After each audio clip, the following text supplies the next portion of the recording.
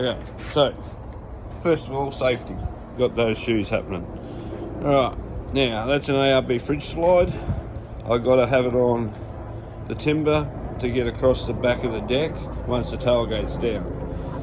This was out of the caravan. It was in the tunnel boot, and we took it out because of weight, even though we haven't done the weight checks and everything on that.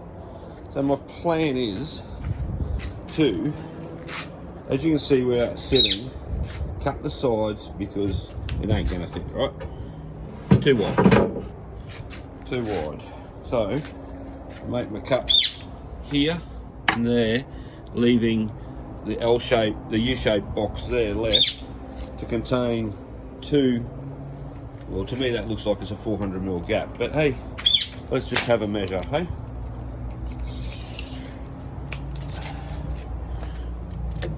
Oh no, I was wrong. It's only about 360 plus, 365.